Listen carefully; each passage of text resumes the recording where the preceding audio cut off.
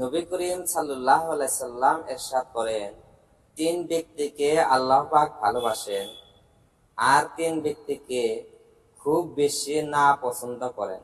যে তিন ব্যক্তিকে আল্লাহ তাআলা ভালোবাসেন তাহারা হইল, নাম্বার 1, ওই জৈনিক ভিক্ষুক কোন এক দলের নিকট আসিয়া আল্লাহর ওয়াস্তে কিছু ভিক্ষা চাইল। সে কোনো আত্মীয়তার দোহাই দেয় নাই।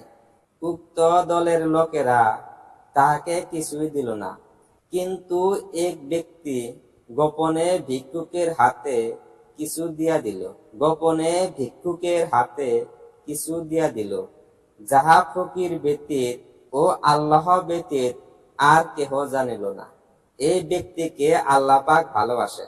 নাম্বার 2, একটি কাফেলা রাত্রিবেলায় পথ চলিতে চলিতে এমন পর্যায়ে পৌঁছে যে ঘুমই তাহাদের নিকট সবচেয়ে প্রিয় বস্তু বলিয়া মনে হয়। অতঃপর তাহারা নিদ্রায় মগ্ন হইয়া যায়।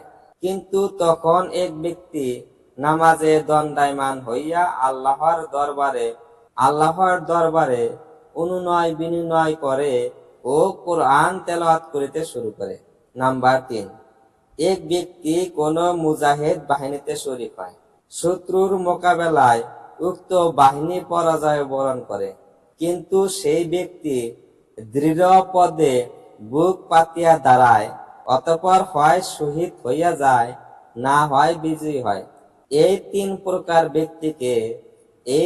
প্রকার ব্যক্তিকে আল্লাহ পাক ভালোবাসেন।